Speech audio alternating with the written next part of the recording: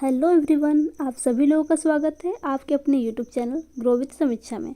तो फ्रेंड्स, आज हम लोग सीटेट के लिए सीटीपी के 30 महत्वपूर्ण प्रश्नों को देखेंगे। तो चलिए शुरू करते हैं। आज के क्लास का पहला प्रश्न है, निम्न में से शारीरिक विकास में क्या शामिल नहीं है। निम्न में से शारीरिक विकास में क्या शामिल नहीं है। ऑप्शन ए, शारीरिक आकार व अनुपात में बदलाव। ऑप्शन बी, शारीरिक प्रणाली का कार्य। ऑप्शन सी, प्रतिबोधिक व गतिक कौशल। ऑप्शन डी, संवेगात्मक संप्रेषण में बदलाव। तो प्रश्न संख्या 1 का जो आपका सही जवाब हो जाएगा, आपका ऑप्शन डी सही हो जाएगा, संवेगात्मक संप्रेषण में बदलाव। शारीरिक विकास में क्या शामिल नहीं है, तो संवेगात्मक संप्रेषण में बदलाव शारीरिक विकास में शामिल नहीं है। जबकि आपके अन्य ऑप्शन शारीरिक आकार व अनुपात में बदलाव शामिल है, शारीरिक प्रणाली का कार्य शामिल है, प्रतिबोधिक व गतिक कौशल शामिल है। तो आपका ऑप्शन डी सही हो जाएगा। आगे बढ़ते हैं। प्रश्न संख्या 2,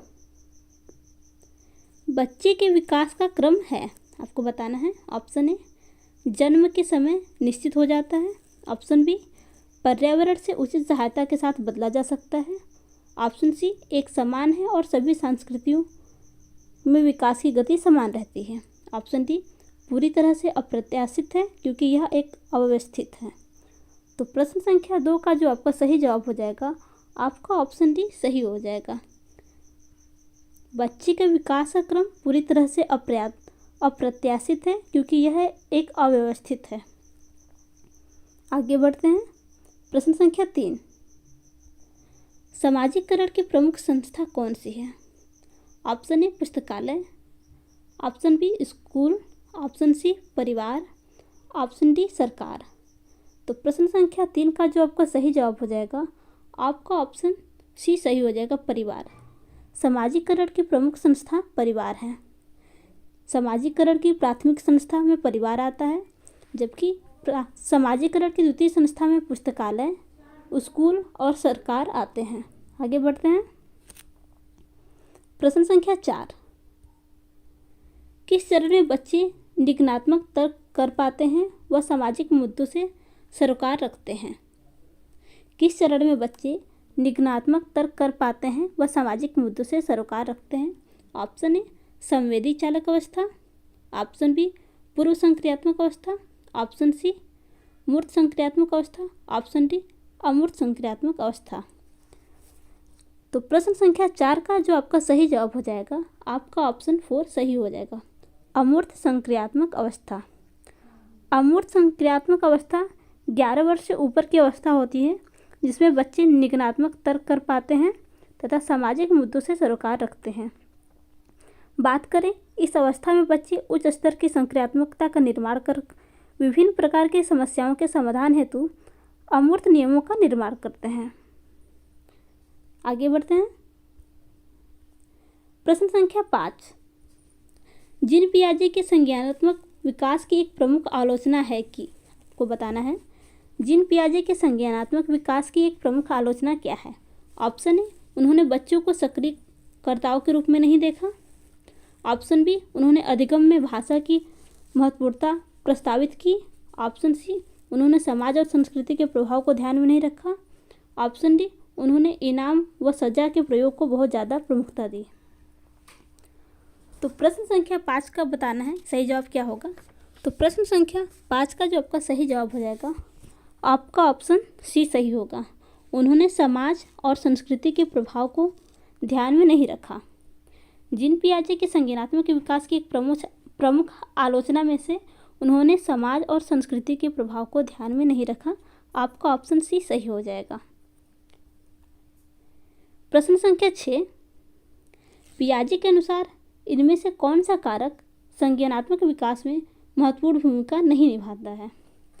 पियाजे के अनुसार इनमें से कौन सा कारक संज्ञानात्मक विकास में महत्वपूर्ण भूमिका नहीं निभाता है। ऑप्शन ए, गतिविधि कारक। ऑप्शन बी, अन्वेषण।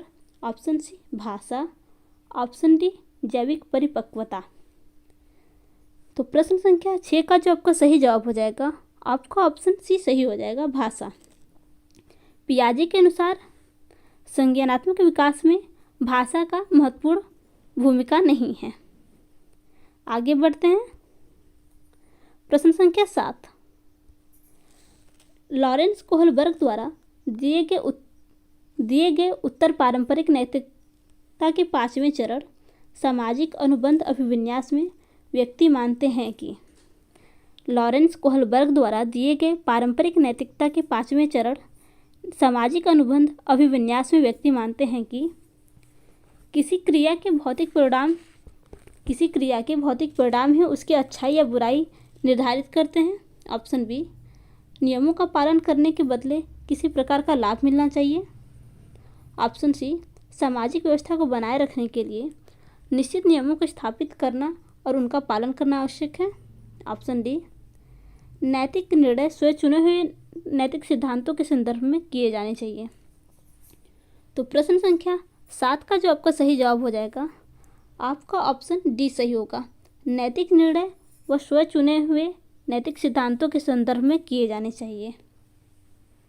लॉरेंस कोहलबर्ग द्वारा दिए गए उत्तर पारंपरिक नैतिकता के 5वें चरण सामाजिक अनुबंध अभिविन्यास में व्यक्ति मानते हैं कि नैतिक निर्णय स्वयं चुने हुए नैतिक सिद्धांतों के संदर्भ में किए जाने चाहिए। इसी बात पर भी विचार किया जा सकता है कि स्थापित नियमों में सुधार की आवश्यकता तो नहीं है। लॉरेंस कोहलबर्ग प्रसिद्ध अमेरिकी वैज्ञानिक हैं। इन्होंने नैतिक विकास का सिद्धांत प्रस्तुत किया जो कि 3 स्तरों एवं 6 चरणों में विभाजित है। आगे बढ़ते हैं। प्रश्न संख्या 8, यह विचार कि बच्चे सीखने में उनके सांस्कृतिक संदर्भ के अनुसार उनकी सहायता व मार्गदर्शन देना चाहिए, किनसे प्रस्तावित किया? यह विचार कि बच्चों के सीखने में उनके सांस्कृतिक संदर्भ के अनुसार उनकी सहायता व मार्गदर्शन देना चाहिए, किसने प्रस्तावित किया? Option A, Howard Gardner. Option B, Lawrence Kohlberg. Option C, Jean पियाजे। Option D, Lev Vygotsky. तो प्रश्न संख्या 8 का जो आपका सही जवाब हो जाएगा, आपका ऑप्शन डी सही होगा, लेव वाइगोत्स्की। सोवियत रूस के प्रसिद्ध मनोवैज्ञानिक लेव वाइगोत्स्की ने अपने सामाजिक सांस्कृतिक विकास के अंतर्गत यह विचार प्रस्तुत किया कि बच्चों को उनके सीखने में उनके सांस्कृतिक संदर्भ के अनुसार सहायता व मार्गदर्शन देना चाहिए। प्रश्न संख्या 9, विद्यार्थियों को संकेत व इशारे देना, सोच विचार की प्रक्रियाओं को मॉडल करना किसके उदाहरण हैं? ऑप्शन ए, अनुकूलन के। ऑप्शन बी, विलंबित अनुसरण के। ऑप्शन सी, रटकर स्मरण के। ऑप्शन डी, पाठ के। तो प्रश्न संख्या 9 का जो आपका सही जवाब हो जाएगा, आपका ऑप्शन डी सही होगा, पाठ के। विद्यार्थियों को संकेत व इशारे देना, सोच विचार की प्रक्रियाओं को मॉडल करना आदि पाठ के उदाहरण हैं। प्रश्न संख्या 10, एक प्रगतिशील कक्षा में ऑप्शन ए, बच्चे अर्थपूर्ण गतिविधियों में संलग्न होते हैं जिससे वे अपनी क्षमता के अनुसार कार्य कर पाएँ। ऑप्शन बी, शिक्षक सभी सीखने सिखाने का केंद्र है। ऑप्शन सी, पाठ्य पुस्तक से ही सिखाने का एकमात्र स्रोत है। ऑप्शन डी, सभी सीखने सिखाने का केंद्र परीक्षाएं हैं। तो प्रश्न संख्या 10 का जो आपका सही जवाब हो जाएगा, आपका ऑप्शन ए सही हो जाएगा। एक प्रगतिशील कक्षा में बच्चे अर्थपूर्ण गतिविधियों में संलग्न होते हैं जिससे वे अपनी क्षमता के अनुसार कार्य कर पाएँ। आगे बढ़ते हैं। प्रश्न संख्या 11, वाले व्यक्ति विशिष्ट स्वरों, लय और ताल के बीच अंतर करने में सक्षम होते हैं जिससे पहचानने में अन्य चूक कर सकते हैं। आपको बताना है इस प्रश्न का सही जवाब क्या होगा। ऑप्शन ए, तर्क गणितीय बुद्धि। ऑप्शन बी, शारीरिक गति संवेदात्मक बुद्धि।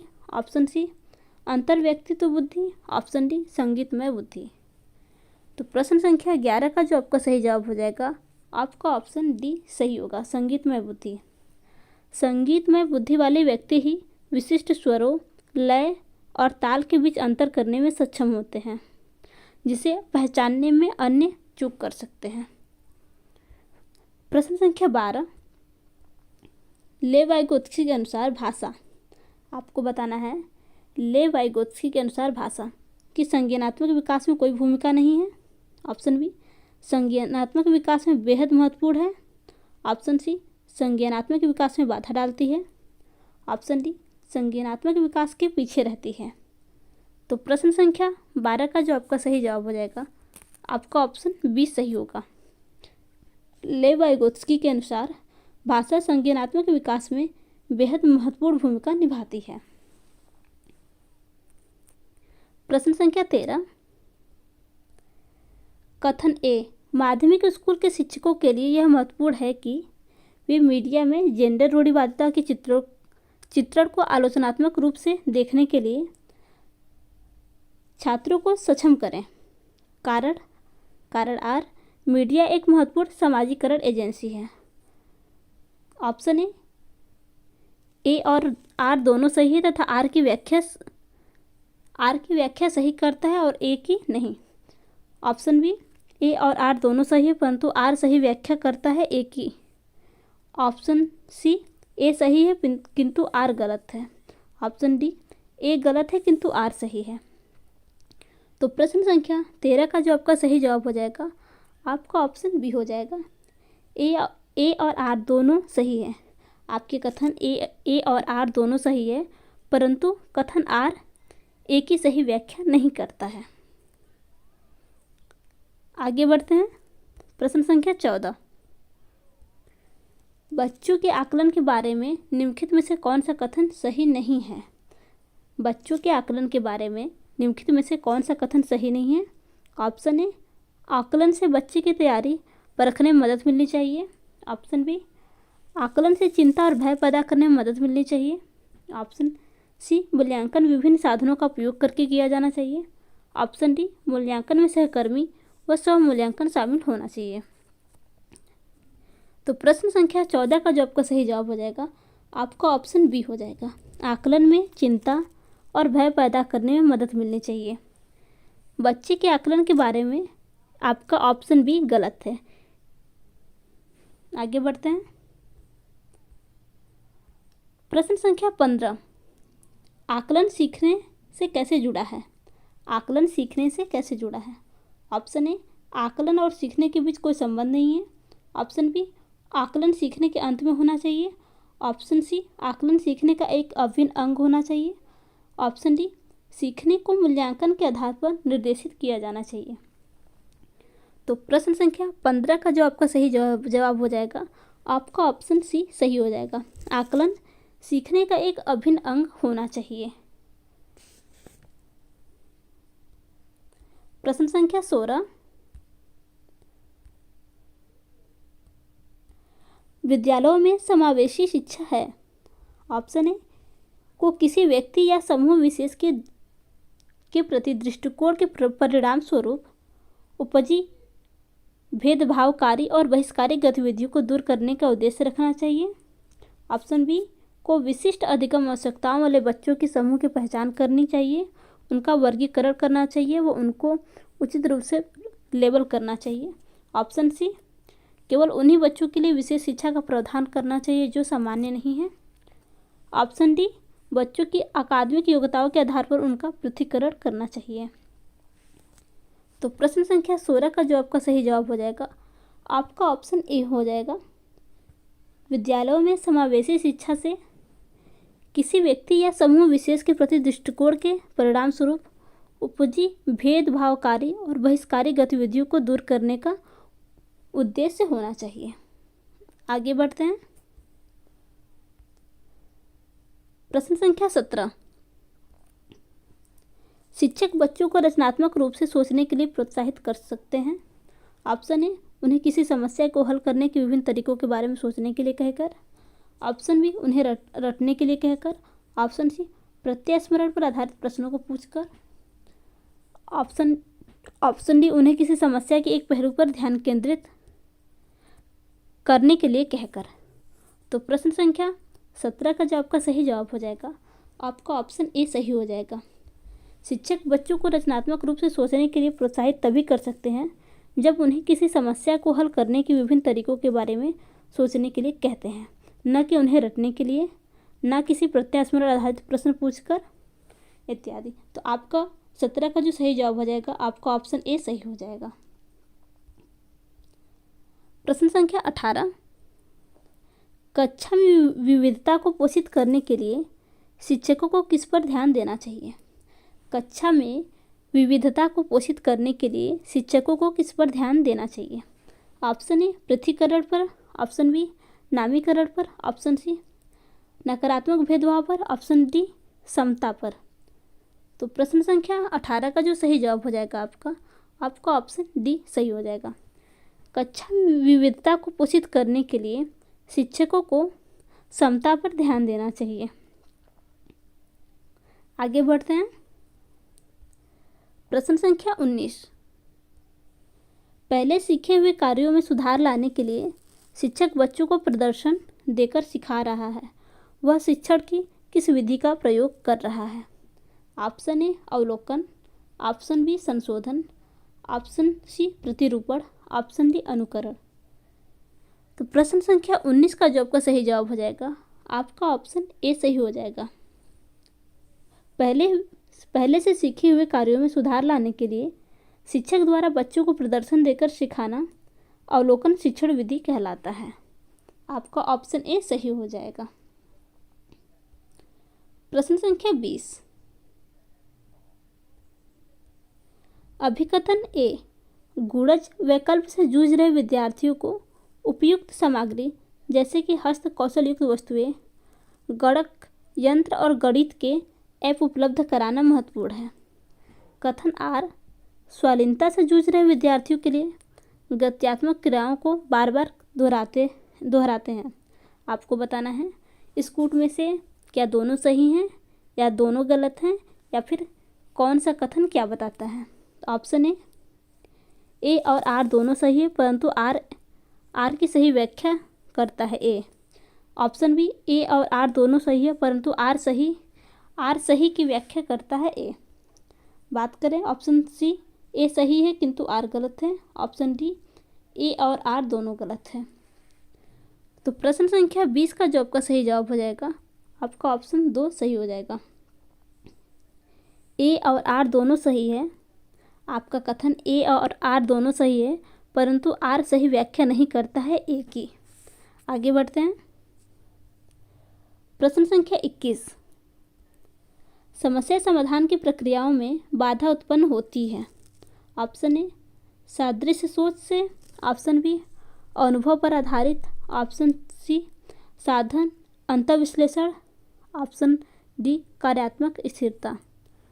तो प्रश्न संख्या 21 का जो आपका सही जवाब हो जाएगा आपका ऑप्शन डी सही हो जाएगा, कार्यात्मक स्थिरता।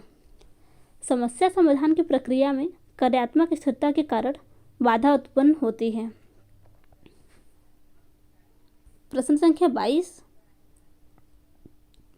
अभिकथन ए जो शिक्षक यह जानते हैं कि क्षमता निश्चित नहीं है और प्रयास करके उसे बदला जा सकता है, वे छात्रों को स्कूलों में अपने प्रदर्शन में सुधार करने के लिए प्रेरित करने की संभावना प्रस्तुत करते हैं। तर्क आर अभिप्रेरणा उन विश्वासों से जुड़ी है जो शिक्षक अपने छात्रों की क्षमताओं के बारे में रखते हैं।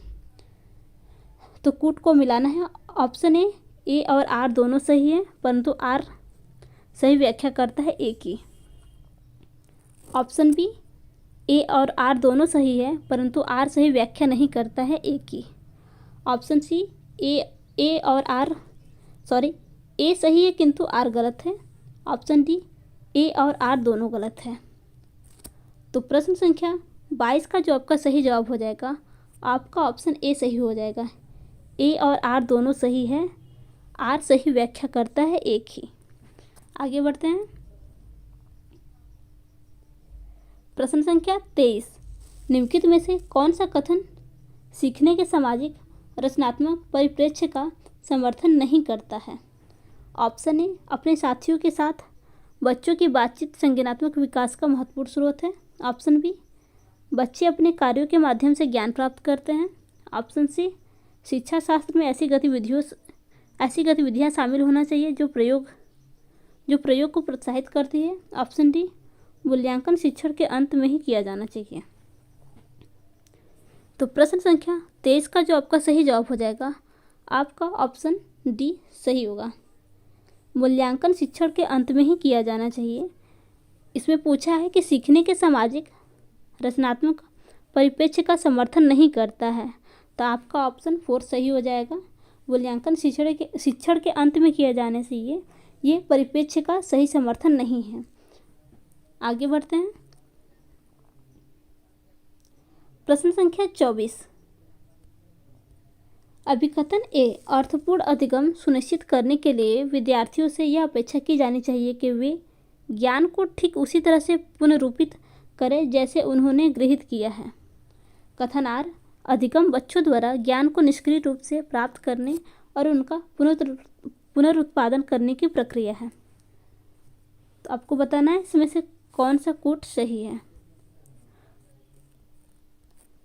ऑप्शन ए और आर दोनों सही है तथा आर सही व्याख्या करता है ए की। ऑप्शन बी, ए और आर दोनों सही है परंतु आर सही व्याख्या नहीं करता ए की। ऑप्शन सी, ए सही है किंतु आर गलत है। ऑप्शन डी, ए और आर दोनों गलत है। तो प्रश्न संख्या 24 का जो सही जवाब होगा आपका ऑप्शन डी होगा, ए और आर दोनों गलत है। अर्थपूर्ण अधिगम सुनिश्चित करने के लिए विद्यार्थियों से यह अपेक्षा की जानी उचित नहीं होगी कि वे ज्ञान को ठीक उसी तरह से पुनरुत्थित करें जैसा कि उन्होंने उसे गृहीत किया है। प्रश्न संख्या 25। चारों किसी विषय में कोई अभिरुचि नहीं है तथा वह केवल परीक्षा में उत्तीर्ण होने के लिए पढ़ती है। तो चारों, ऑप्शन ए आंतरिक रूप से अभिप्रेरित है। ऑप्शन बी, असफलता स्वीकार विद्यार्थी है। ऑप्शन सी, महारत उन्मुख विद्यार्थी है। ऑप्शन डी, असफलता परिहार विद्यार्थी है। तो प्रश्न संख्या 25 का जो आपका सही जवाब हो जाएगा, आपका ऑप्शन डी सही होगा, असफलता परिहार विद्यार्थी है। चारों किसी विषय में कोई अभिरुचि नहीं होने पर वह केवल परीक्षा में उत्तीर्ण होने के लिए पढ़ना उसके असफलता परिहार विद्यार्थी होने को दर्शाता है। प्रश्न संख्या 26। निम्नलिखित में से कौन सी कार्यनीति अधिगम के लिए एक प्रभावी कार्यनीति नहीं है। ऑप्शन ए, अर्थहीन अनुवाचन। ऑप्शन बी, अपने किसी साथी को समझाना। ऑप्शन सी, स्वयं से प्रश्न करना। ऑप्शन डी, अवधारणा मानचित्र बनाना। तो प्रश्न संख्या 26 का जो आपका सही जवाब हो जाएगा, आपका ऑप्शन ए सही हो जाएगा, अर्थहीन अनुवाचन। अर्थहीन अनुवाचन कार्यनीति अधिगम के लिए एक प्रभावी कार्यनीति नहीं है।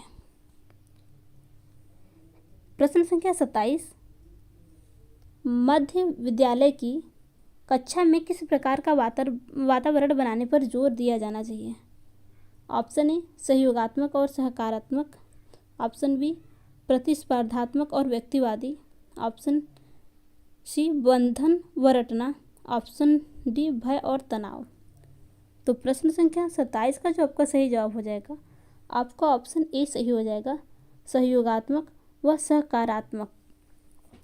मध्य विद्यालय की कक्षा में सहयोगात्मक व सकारात्मक वातावरण बनाने पर जोर दिया जाना चाहिए, जिससे बच्चों में परस्पर सहयोग व सहकारिता व समानता की भावना का विकास हो तथा विद्यालय का वातावरण लोकतांत्रिक बन सके।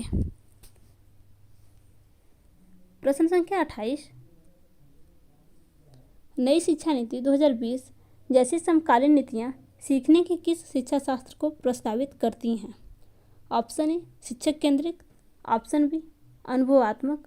ऑप्शन सी, व्यवहारवादी। ऑप्शन डी, पाठ्य पुस्तक केंद्रित। तो प्रश्न संख्या 28 का जो सही जवाब हो जाएगा, आपका ऑप्शन बी सही हो जाएगा, अनुभवात्मक। नई शिक्षा नीति 2020 जैसे समकालीन नीतियों सीखने के अनुभवात्मक शिक्षा शास्त्र को प्रस्तावित करती हैं। अनुभवात्मक शिक्षा शास्त्र शिक्षा का एक दर्शन है जो शिक्षक और छात्र के बीच होने वाली विभिन्न अनुभवात्मक प्रक्रिया का वर्णन करता है। प्रश्न संख्या 29। बच्चों को नई अवधारणा के परिचय का क्रम क्या होना चाहिए? बच्चों को नई अवधारणाओं के परिचय का क्रम क्या होना चाहिए? ऑप्शन ए वैश्विक से स्थानीय, ऑप्शन बी अमूर्त से ठोस, ऑप्शन सी अनुप्रयोग से संप्रदायात्मक समझ, ऑप्शन डी अपरिचित से परिचित। तो प्रश्न संख्या 29 का जो आपका सही जवाब हो जाएगा, आपका ऑप्शन बी सही होगा, अमूर्त से ठोस। आगे बढ़ते हैं। प्रश्न संख्या 30, विद्यालय में विद्यार्थियों का अर्थपूर्ण अधिगम डैश से नकारात्मक रूप से प्रभावित होता है और से सकारात्मक रूप से प्रभावित होता है। आपको बताना है इन रिक्त स्थानों में क्या भरा जाएगा।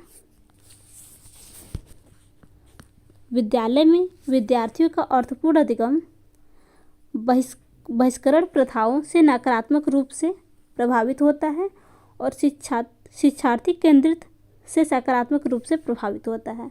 तो आपका ऑप्शन ए सही हो जाएगा।